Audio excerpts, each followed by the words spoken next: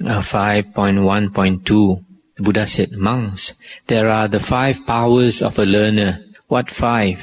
The power of faith, saddha, of conscience or conscientiousness, hiri, of remorse, ottappa, of diligence, virya, and of wisdom, panya. And what, monks, is the power of faith, saddha? Herein, monks, the Aryan disciple has faith and believes in the enlightenment of the Tathagata, that of a truth he is the exalted one, Arahant, fully enlightened, replete with practice and knowledge, well gone one, world knower, incomparable tamer of tameable men, teacher of devas and men, the Buddha, exalted one. This, monks, is called the power of faith. Stop here for a moment.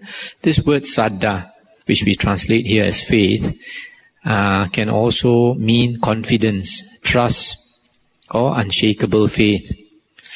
And this is not blind faith. It means having understood the Dhamma, having understood the teachings, then you have faith that the Buddha is enlightened.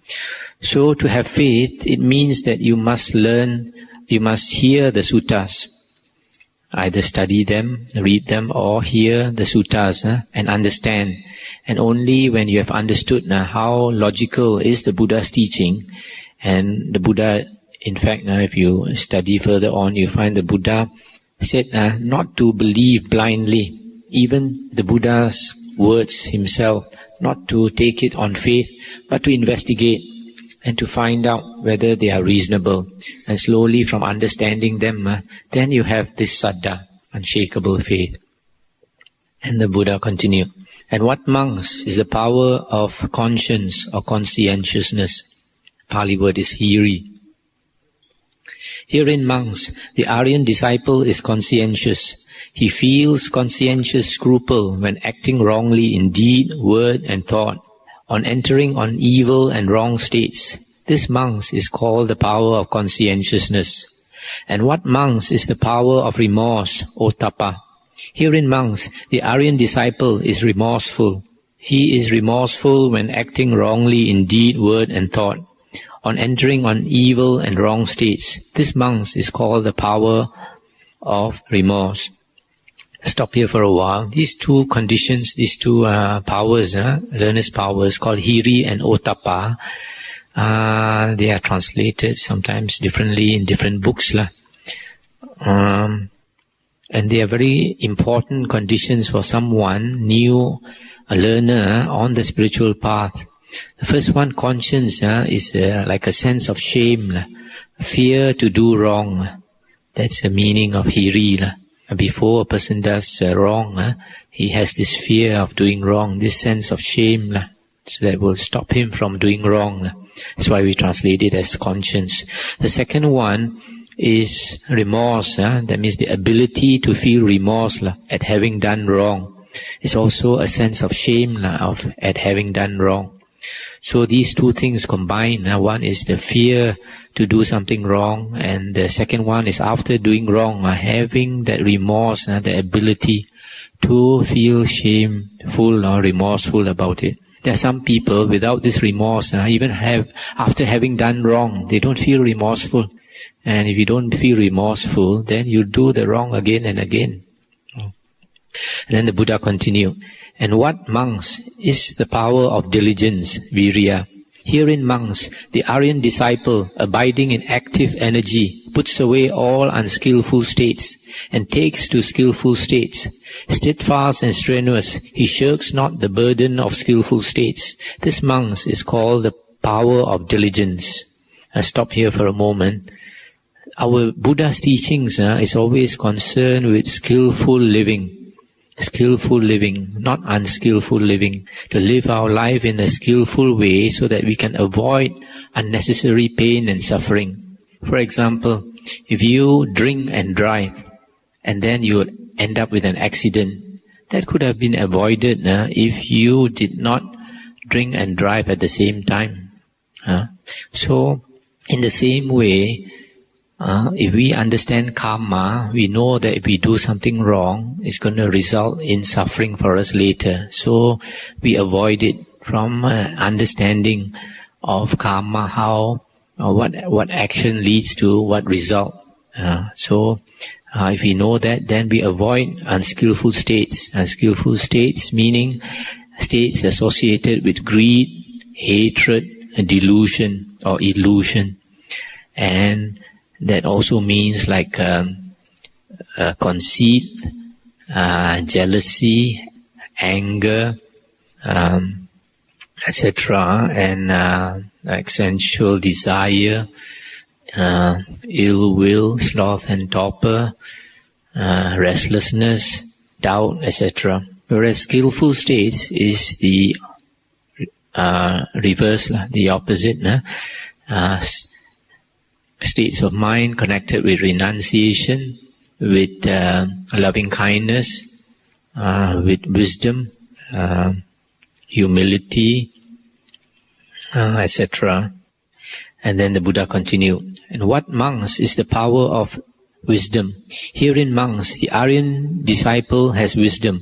He is endowed with wisdom into the nature of growth and decay, with Aryan penetration of the way to the utter destruction of dukkha, or ill, or suffering. This monks is called the power of wisdom. These monks are the 5 powers of a learner. Wherefore, monks, you should train yourselves thus. We will become possessed of the learner's powers. Thus must you train yourselves, monks. So the last one is wisdom. Wisdom here is explained as being endowed with wisdom into the nature of growth and decay. The nature of growth, arising and decay, is the nature of the world. If you look into everything in the world, there is growth, arising and decay. Even something as hard as a metal, for example, an iron bridge. In those days, they used to make Bailey bridges, iron bridges. And even though it's the whole bridge is made of iron, so strong, after many years, you find due to rust, the action of the weather, rain and sunshine, etc., one day the whole bridge might collapse. And even you can see such a hard thing as iron can collapse. What more our body that's so soft. So that is the nature of everything in this world, because the nature of this world is impermanent. So if we have wisdom, we realize that everything arises and passes away due to conditions. That is the principle of dependent origination, dependent arising, how things arise and pass away, all due to conditions. And this person with wisdom can see the way to the utter destruction of dukkha. What is dukkha? Dukkha is another characteristic of this world. Sometimes it's translated as unsatisfactoriness, sometimes as suffering. And it means like growing old is suffering, is dukkha. Becoming sick is dukkha. Dying is dukkha. Not to get what you want is dukkha. To be separated from your loved ones is dukkha. To be near to those that you hate is also dukkha. In short, the Buddha said, the 5 aggregates of clinging, that which we associate with the self, the body, feelings, perception, volition, and consciousness, all that is dukkha. So these are the 5 powers of a learner, and these 5 powers are very important for somebody on the spiritual path. Without these 5 learner's powers, we cannot progress. The first one is to have confidence in the Buddha's teachings. Because the Buddha's teachings, although we call it Buddhism, it is just a brand we put.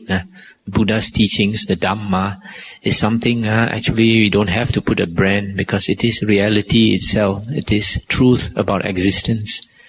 And because some of it can be found in other religions.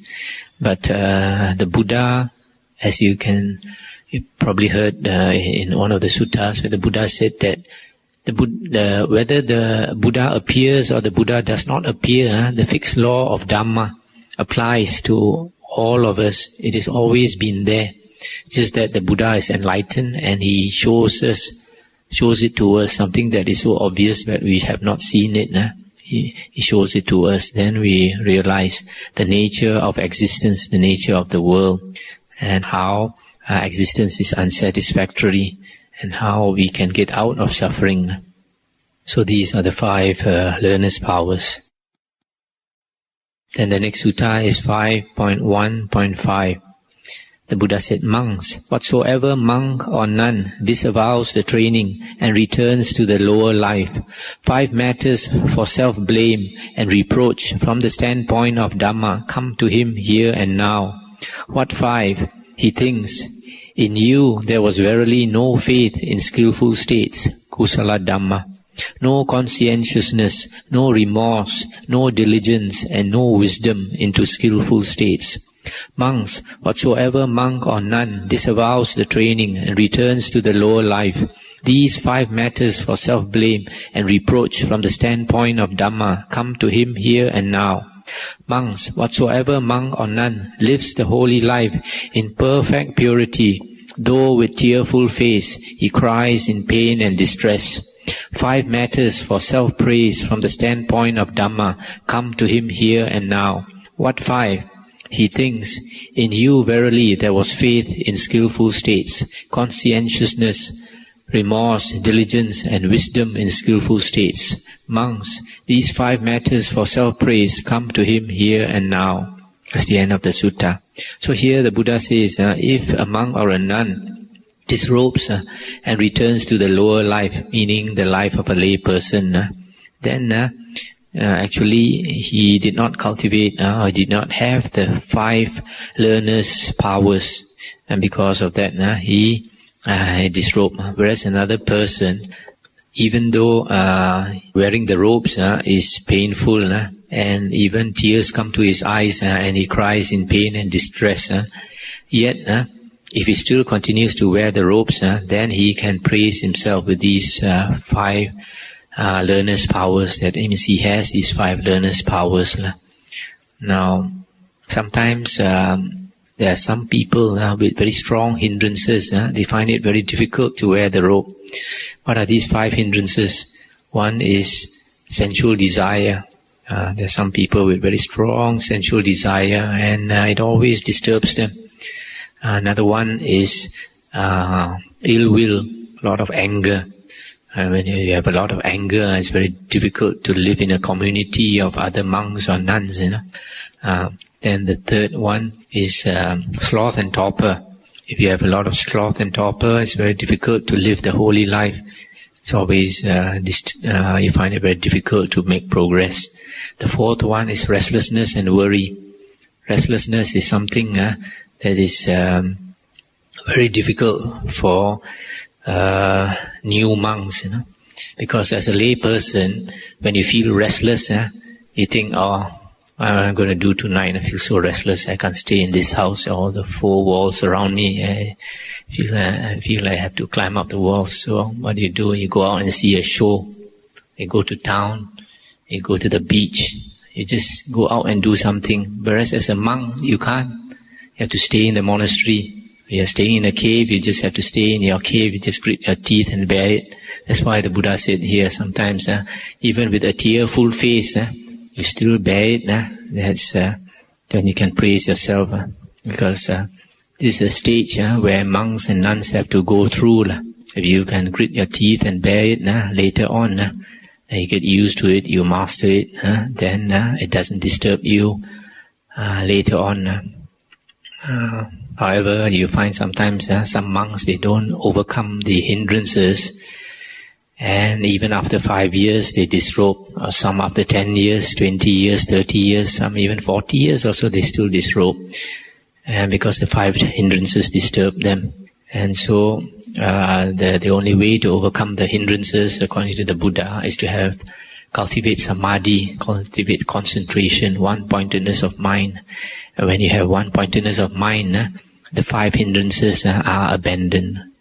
The other thing about these 5 learners' powers, the first one is having unshakable faith. And as I said before, you can only have it if you have a good understanding of the suttas, the Buddha's discourses. That's why the Buddha always called his disciples savakas. And when he uses the word Savakas, disciples, he assumes that all of them are Aryans. That's why in the suttas the Buddha always talks about the Aryan disciple, Aryan disciple. And so, to me, the suttas are so important that when we come into the Dhamma, into the holy path, the spiritual path, we have to study the suttas and understand, because from understanding, then we have this unshakable faith. And when you have unshakable faith, the Buddha said, you have entered the stream. You will never be reborn into the woeful plains again. You're into the spiritual path. You have entered the spiritual path. Without a proper understanding of the suttas, you still have not entered the stream. You are still outside the door. You have not entered the door yet. So that's why I always stress the importance of learning the suttas. Now we come to another sutta, 5.2.14. The Buddha said, there are these 5 powers. What 5? The power of faith, the power of diligence, the power of mindfulness or recollection, the power of concentration, and the power of wisdom. These are the 5 powers. What is the power of energy? What is the power of faith? The power of faith is just as before, what we read before, that the Aryan disciple has faith and believes in the enlightenment of the Tathagata, etc. And what is the power of energy? That also we heard before. The power of energy is the Aryan disciple abiding in active energy, puts away all unskillful states and takes to skillful states. He shirks not the burden of skillful states. This is the power of diligence. What is the power of mindfulness? Herein, monks, the Aryan disciple is mindful or collected. He is endowed with the highest mindfulness and discrimination. He remembers and calls to mind what was said and done long ago. This, monks, is called the power of mindfulness. And what is the power of concentration? Herein, monks, the Aryan disciple, secluded from sense desires, secluded from unwholesome mental states, enters upon and abides in the first jhana, which is accompanied by applied and sustained thought, with delight and pleasure born of seclusion. With the stilling of applied and sustained thought, he enters upon and abides in the second jhana, which has internal self-confidence and singleness of mind, without applied and sustained thought, with delight and pleasure born of concentration. And with the fading away of delight, he abides in equanimity, and collected and mindful, feeling pleasure with the body, he enters upon and abides in the third jhana, on account of which the noble ones say, he has a joyful abiding, who has equanimity and is collected. And with the abandoning of bodily pleasure and the previous abandoning of bodily pain, by the fading away of grief and joy, he enters upon and abides in the fourth jhana, which has neither pain nor pleasure, and has complete purity of recollection or mindfulness and equanimity. This, monks, is called the power of concentration. And what is the power of wisdom? It's as before. The Aryan disciple has wisdom. He is endowed with wisdom into the nature of growth and decay, with Aryan penetration of the way to the utter destruction of dukkha. This is the power of wisdom. These, monks, are the 5 powers. That's the end of the sutta. Here we come to the standard 5 powers. The earlier one was the learner's powers. This is the standard 5 things which the Buddha calls the powers.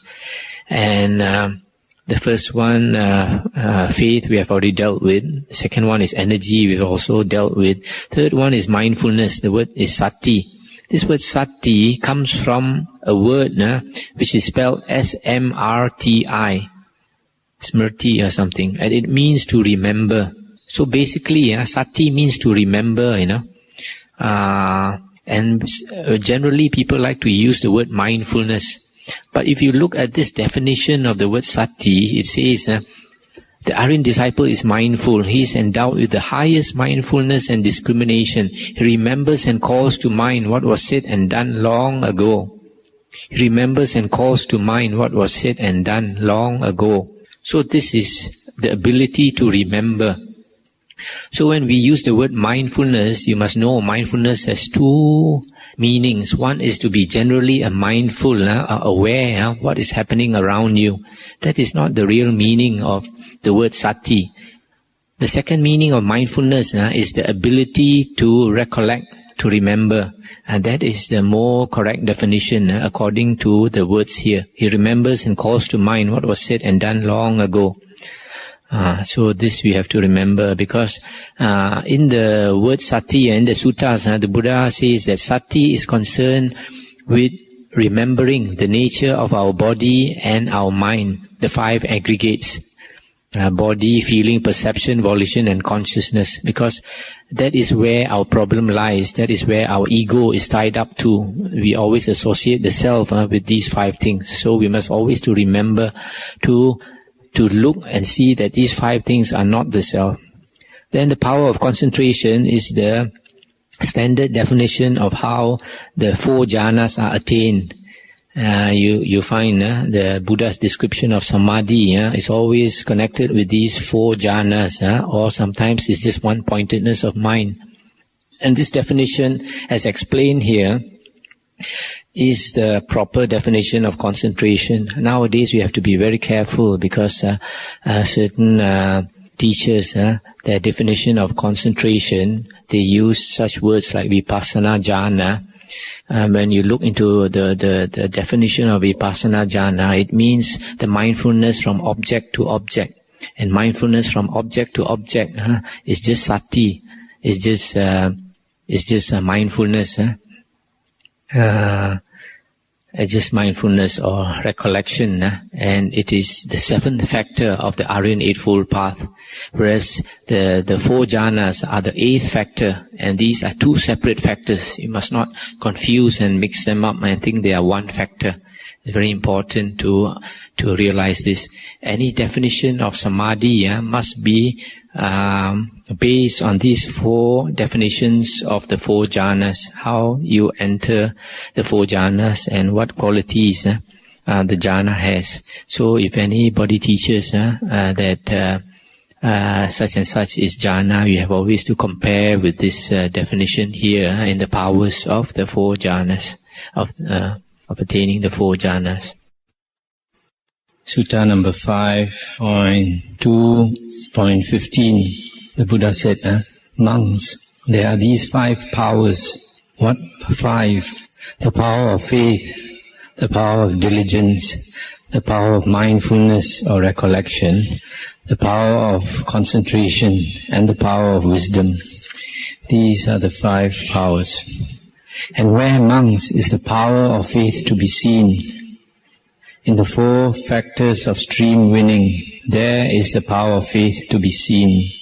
And where, monks, is the power of diligence to be seen?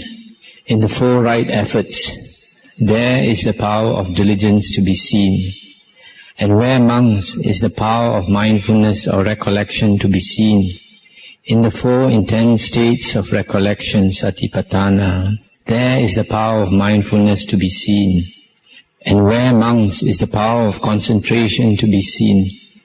In the four jhanas, there is the power of concentration to be seen. And where, monks, is the power of wisdom to be seen? In the four Aryan truths, there the power of wisdom is to be seen. These, monks, are the five powers. That's the end of the sutta. Now the first one, the Buddha talks about the faith, saddha, or confidence. The Buddha says it is to be seen in the four factors of stream winning. What are the four factors of stream winning? The first one is the faith in the Buddha, unshakable faith in the enlightenment of the Buddha. The second one is the unshakable faith or confidence in the Dhamma. The third is the confidence or faith in the Sangha. And the fourth is the factor of virtue, sila, having pure sila. These are the four factors of Asotapanna. So there, the power of faith is to be seen. And where is, monks, is the power of diligence to be seen? In the four right efforts. What are four right efforts? I think if some of you have remember, We talked about the 4 right efforts earlier in the chapter of the force, where the 4 right efforts refer to the effort to restrain, to abandon, to develop and to nurture. To restrain is to restrain unwholesome thoughts which have not arisen. We restrain them from arising. The effort to abandon is to abandon those unwholesome states or thoughts which have arisen. And then the effort to develop is to develop unarisen wholesome states or wholesome thoughts. And the effort to nurture is to nurture or develop further wholesome states that have already arisen, wholesome or skillful states.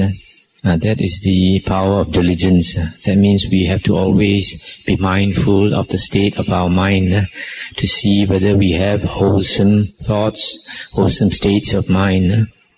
And where is the power of recollection to be seen? In the 4 intense states of recollection. This satipatthana, there are different translations for it. Firstly, the word sati, if remember the last time we talked on the suttas, the last sutta, the Buddha defined sati as the ability to remember and call to mind what was said and done long ago. Remember and call to mind what was said and done long ago.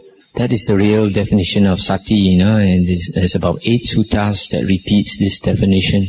And you remember I said that if you use the word mindfulness, then you have to remember that it is not so much the mindfulness of what is happening day to day, what is sensed at the 6 sense doors, but to remember. And to remember what? To remember the body, the nature of the body and the mind, that it is not I, not me, not mine.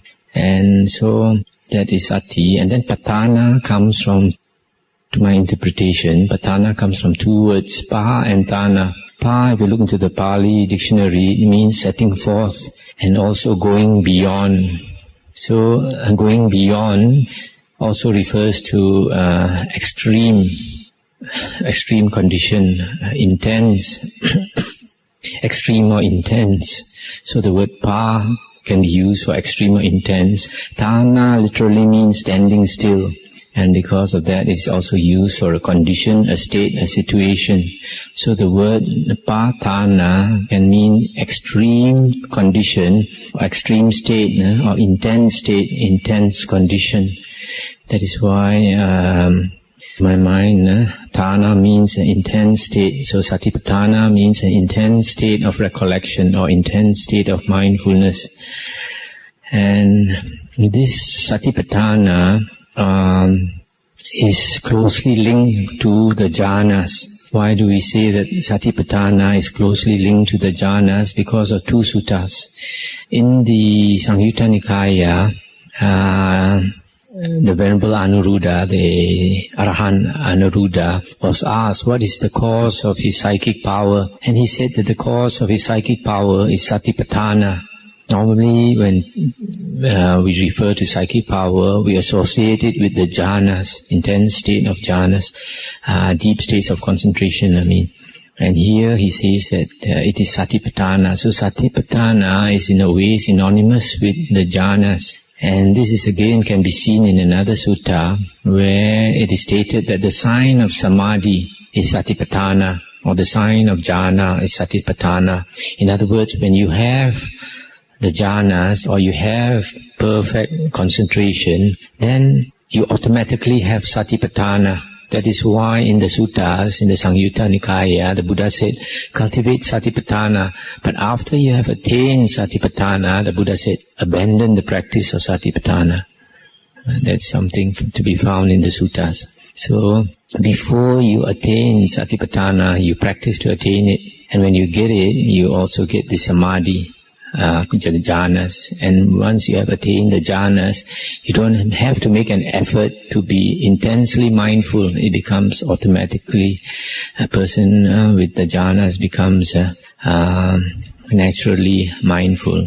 And then the power of concentration is to be seen in the 4 jhanas. And the last sutta, the last time we talked on the suttas, we defined the 4 jhanas. And the power of wisdom is to be seen in the 4 Aryan truths. When you have wisdom, you will understand the 4 Aryan truths. So that's the end of the sutta. Now we come to sutta number 5.3.22.